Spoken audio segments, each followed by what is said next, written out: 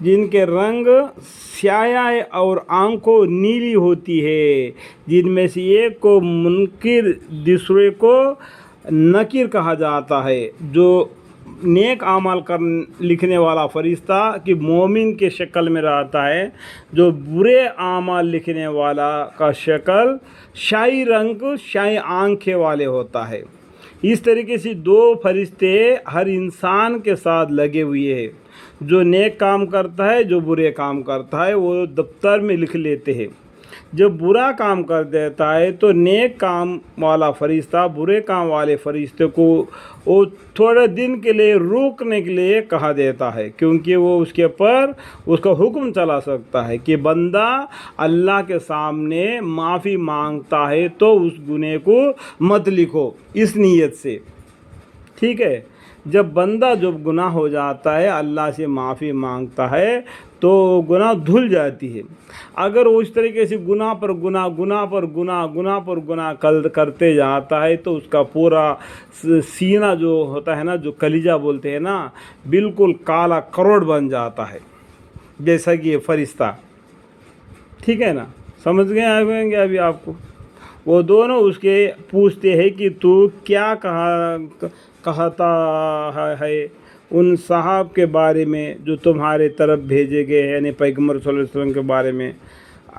وہ اگر مومن ہو تو جواب دیتا ہے کہ وہ اللہ کے بندے ہیں، اس کے رسول ہے اور ہمارے لیے ہدایت کے لیے دنیا میں بھیجے گئے ہیں، اور اللہ تعالیٰ نے ان پر قرآن نازل فرما دیا، رمضان المبارک کے روزے فرض کیا اور زکوٰۃ دینا فرض کیا، اور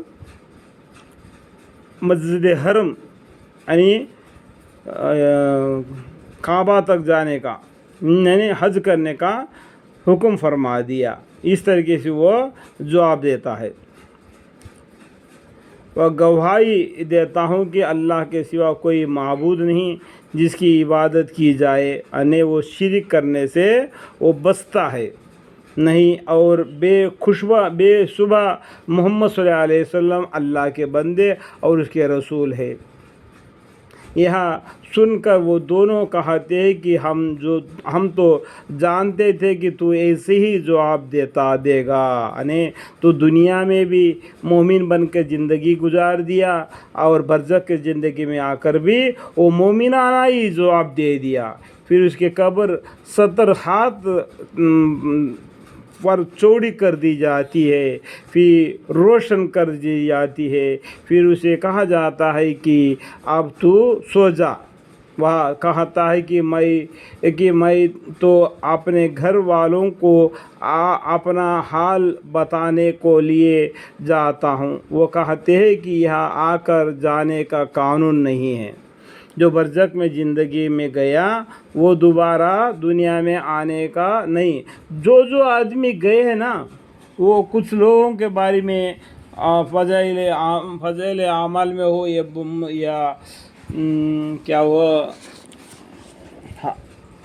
صحابوں کو قصہ، پیغمبروں کے قصہ ہے، قصص الانبیاء میں ہو اور قرآن میں بھی ہو، کچھ لوگ ہیں جو مر کر بھی زندہ ہو کے دنیا میں آئے ہیں۔ تو اس بات پر وہ سبھی آنا کوئی ضروری نہیں ہے۔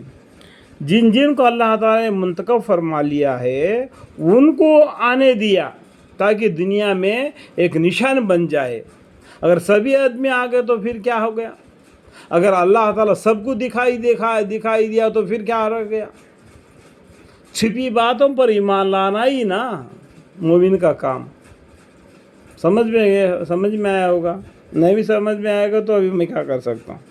اس کو شوہر کے سوا کوئی نہیں، یعنی یہ قانون ہے، جو آدمی آتا ہے تو دوبارہ واپس نہیں جاتا ہے۔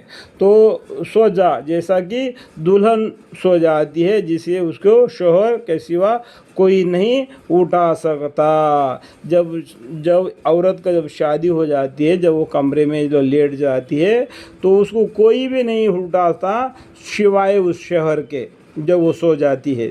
چنانچہ وہ آرام کے قبر میں رہتا ہے، آرام کے ساتھ قبر میں رہتا ہے۔